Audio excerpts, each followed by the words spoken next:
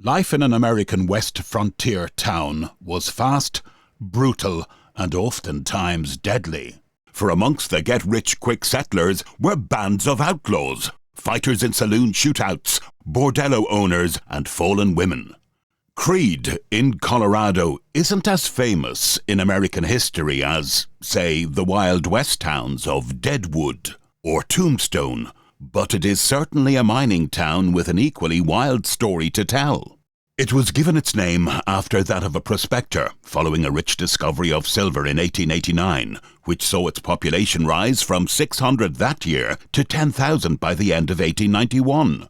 It brought miners and merchants, but it lured more than honest men too. Desperados, conmen, thieves, prostitutes and opportunists who got rich by preying on gullible miners and foolish adventurers or tenderfeet from the east, all engaged in a wild scramble for money. Of the army of prospectors who lost themselves in the hills every spring, nothing was ever heard, except of the very few who found a fortune. Miners housed themselves in tents and shanties, known as camps, equally as dangerous for the squalor of the surrounding as their lawless neighbours. Many an outlaw descended on Creede to seek their fortune. Soapy Smith, the notoriously violent gangster and con artist of the late 1800s, set up the Orleans Club after being driven out of Denver by gambling reforms.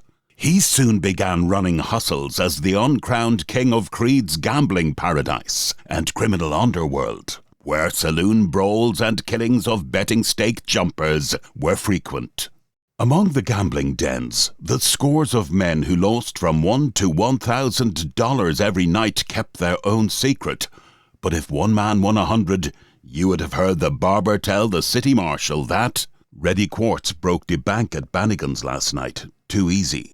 Mining and prospecting were legitimate gambling, but tens of thousands of little losers kept the game going. Robert Ford, the man who killed outlaw Jesse James, was also in the town, having set up with Soapy Smith after fleeing Missouri.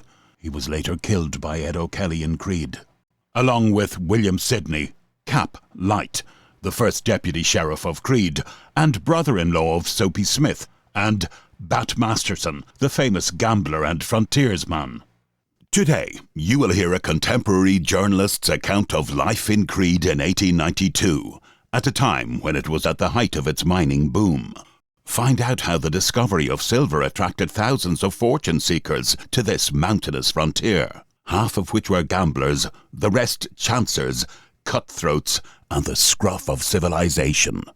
This was a town of frequent killings, innumerable saloon brawls, and wicked deeds. Discover how these people lived in shanty houses and hotels amongst sloppy, unmade streets, where inhabitants dumped refuse in the same water they drank.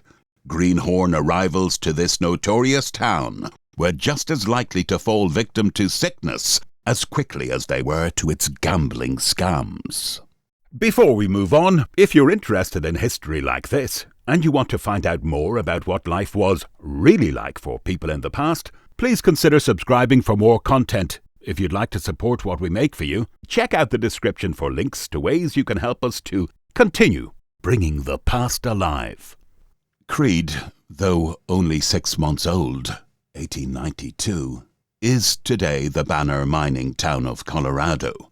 The railway reached it there in October last, but passenger trains did not run until December. The camp is situated in a narrow gulch on Willow Creek, among the mountains, 9,500 feet above sea level. The rugged mountains rear their summits 4,000 feet above the town. The new camp is without any definite government, for by a blunder of the state officials, it is no man's land, belonging to no county or town. The town proper is about 1.5 miles long, and varies in width from 100 to 2,000 feet. The extent of the mineral belt is unknown, but men who have prospected through all this country express the belief that it runs as far northwest as Carson, 40 miles distant, and at least 5 miles southwest by 5 miles in width. The principal mines of the camp are the Last Chance and Amethyst, located on the same vein, adjoining end to end. Both the Last Chance and Amethyst constitute one great ore body, showing over $2 million in sight. The Holy Moses mine, discovered in June 1891, has poor grade ore and has already practically been worked out. Similarly, the Ethel mine, June 1890, has little ore remaining, and that is such a poor grade it's not a dividend payer. The Mammoth mine, May 1890, is believed to have rich ore, but isn't yet shipping, and pessimists believe it to be a limited resource. The camp is named after W.C. Creede. His has been an eventful career. Of all the thousands who has crowded to the new mines, not one has a more interesting history or personality than this modest, unassuming miner. He is as timid and as bashful as a schoolgirl. He is a reserved, taciturn man, but his whole air is commanding. The few words he speaks are characterized by great good sense. He is well built and muscular, and is now 49 years old. Fort Wayne, Indiana, is his birthplace. At 19, he became a scout in the regular army and served for years with the Pawnee in campaigns against the Sioux. Thus he acquired considerable knowledge of the mining lands of the West. In 1869, he began life as a prospector and has since heard the music of nearly every rill in Colorado. The mountains possess a peculiar fascination for him. This Silver King does not know the taste of whiskey, neither knows he aught of gambling. Such is the picturesque character whose name is now on everybody's lips. He is a general favourite among the rough miners of this conglomerate settlement. Modest, pure-minded, courageous, generous to a fault, yet the possessor of untold millions and the acknowledged leader of a settlement of cutthroats, gamblers, and the scruff of civilization generally. The great find was made in May 1890. This is his own interesting description of it. I climbed the mountains along the trail of the float all day. The sun was beating down on me and the glint of the flat under my feet was blinding. Just when the western sky was tinged with that gorgeous red we see here sometimes, I lifted my head, and there was, projecting out in front of me, a huge boulder of silicate, big as a house. Good God! I almost screamed with delight. I knew it was bound to come some day, but the idea of finding it in such shape was appalling to me. I staked off a mine and called it the Mammoth. I slept sounder that night than I had for years before. In June, I discovered the Ethel and the Holy Moses. I gave the latter that name because I like odd names. Mr. Creede's income is now about $1,000 a day, equivalent to $27,000 in 2011. None too great a reward for a lifetime of toil and perseverance. Excitement reigns amongst all classes. The camp now numbers 15,000 souls, and fully one half of that number are gamblers. It is a gambler's paradise. The tables are crowded night and day. Fortunes are made and lost in an hour. Faro, keno, stud poker, and craps are popular games. The miners make about $3 a day, and 500 out of the 600 employed hereabouts spend every cent of their wages over the green cloth on Saturday night. Billy Woods, the champion heavyweight prize fighter of the West, runs one of the gambling hells. Every bartender in the town is an ex-pugilist. Thus far, fairly good order has been preserved in camp, beyond the frequent killing of a stake jumper and innumerable saloon brawls. The deeds of lawlessness have been comparatively few. It is highly improbable that this quiet state of things shall long continue. Bob Ford, the murderer of Jesse James, is here. He professes to have come to make money, but in a recent interview he was careful to let it be known that he is still able to take care of himself in any quarrel.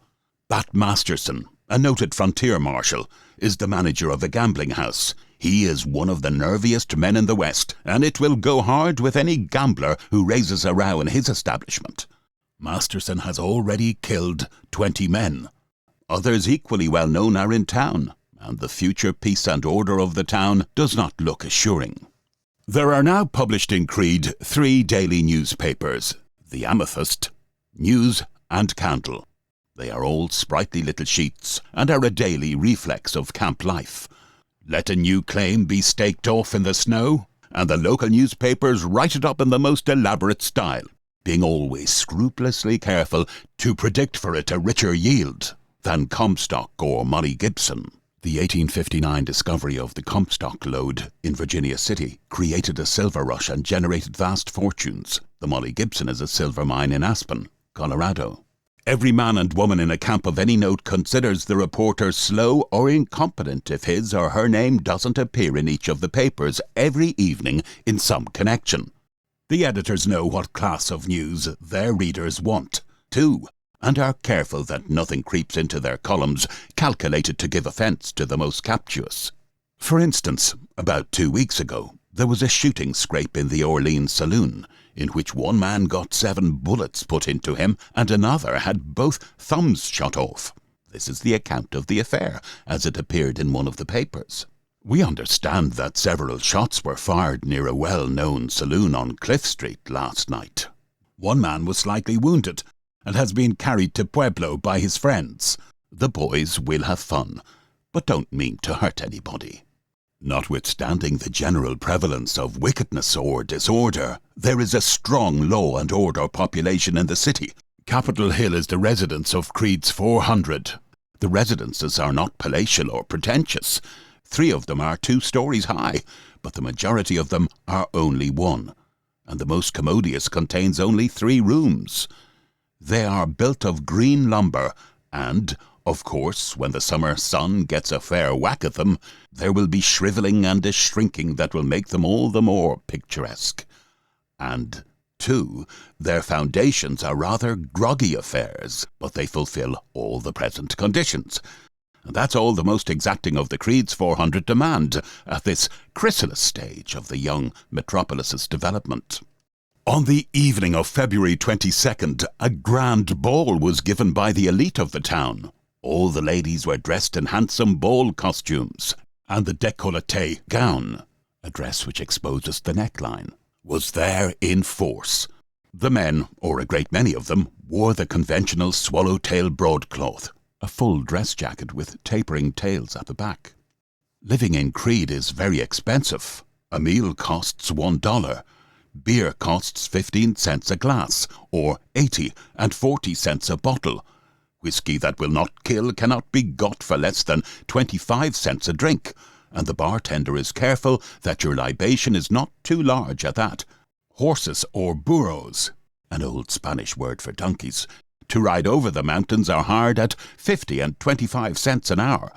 The streets are so terribly sloppy that one dares not walk around much, and a ride to any part of the city will cost you 50 cents. Cabmen have driven over from Pueblo, a distance of 20 miles, with their rigs and are reaping a richer harvest than the prospectors. Labour is high. Any man who can drive a nail can command $4 a day, and in some extreme cases they are paid $1 an hour. Boss carpenters get $8 a day, and are talking of raising the scale of wages. Laundry costs 3 times as much as in St. Louis, and no Chinese men are allowed in camp. Hotels are numerous, there being nearly 100. It does not, however, take much for a hotel, as a plain board shanty, 16-foot square, with a blanket for a door, is dignified with the name Palace Hotel. Until a short time ago, the hotels were similar to this one, although many of them were made larger. In all, the sleeping room held from 20 to 60 cots, the use of which was granted the tenderfoot at $1.50 each a night, with blankets furnished, or without blankets, only 50 cents. The Pullman Company has also entered the hotel business, leaving on the side track from 3 to 10 sleepers, in which the anxious speculator could find a bed on payment of $1, provided he could catch the conductor in time to pay in his money and secure his ticket. A shocking state of sanitation prevails. Water for washing, cooking, and drinking is obtained from Willow Creek, which is also a sewer and dumping place for all the refuse of the camp. An epidemic of dysentery has just broken out, It is claimed the trouble comes from the arsenic and antimony from the ores poisoning the water. There are 200 persons in town afflicted tonight, and many cases are quite serious. The peculiar cough which catches hold of nearly everybody who comes to Creede is attributed to the arsenic in the air. Speculation in town lots still continues. The latest report is that the United States Land Commissioner has ordered a discontinuance of all land sales. Governor Rout and other state officers assisted at the sale on February 25th. The claim holders intimidated outsiders and had things pretty much their own way. Women were among the bidders. A lot was put up, the minimum price being $50. Someone said, "A woman occupies it." Then the crowd shouted, "Give it to her." One man bid $50. The crowd groaned and hissed, and the man bid $1, announcing that it was for the woman and that no man had the temerity to raise the bid. The lot was knocked down to the woman amid a storm of cheers. A lot occupied by a poor woman was bid in by a liberal man and given to her. This established a bad precedent. A corner lot on Block 17 sold for $1,100. The next lot was claimed for a lady. One or two people began to bid, but the crowd hissed them down. The lot was knocked down for her at $160. It was stated that she made her first appearance only the day before on the grounds. A few minutes later, a woman got up on the squatters' committee stand and made her own showing. Mrs. Barry was her name. She said she had been begging for 2 days and was living on the lot. The woman wore an astrakhan fur jacket and her fingers resembled a jeweller's showcase. First, she was cheered by a clique, and then a roar went up to give her the lot. She got it. It was certainly surprising to know that there were so many lady squatters in Creede. No one was aware that there were half so many in town. The highest price paid was for a corner, which sold for $2,700. In all, $225,000 was realized. An attempt was made to rob the state officials of the money, but a mob of 1,000 men, armed to the teeth, immediately surrounded the governor's train and guarded it overnight. Mrs. Marie Love is among the women who are making thousands at Creede. Almost any day, when the sun's rays are playing hide-and-seek with the snow crystals on the mountains and cliffs, Mrs. Love can be seen astride a burro, riding over the hills in search of leads. She has staked off 5 claims, some of which old prospectors declare will make her the Silver Queen. Woe to the man who would dare jump one of her claims, for the camp would rise up en masse and tear him limb from limb. Mrs. Love is a finely educated woman, of majestic bearing and businesslike deportment. She is of magnificent physical development, and her face is of a decidedly classic mould. She dresses in severely modest colours, her large hat with its great black plume being the only conspicuous feature of her attire. She is splendidly posted on all current topics and discusses politics and politicians with the intelligence and originality of a veteran statesman. She is closely related to some of the most distinguished people of Ohio, Indiana, and Pennsylvania, and as soon as she can convert her newly acquired mining property into anything like its cash value, she intends to purchase an elegant home in Washington, so that her children may enjoy the advantages of the social life of the national capital. The law and order element of the population of Creede is growing stronger daily. At a citizens' meeting held the other night, resolutions were passed providing for the public safety. New strikes of silver are being opened daily. Word comes from Cripple Creek that the camp is enjoying much the same scenes as Creede. There, too, gamblers of all sorts are reaping a rich harvest. Neither has it a government.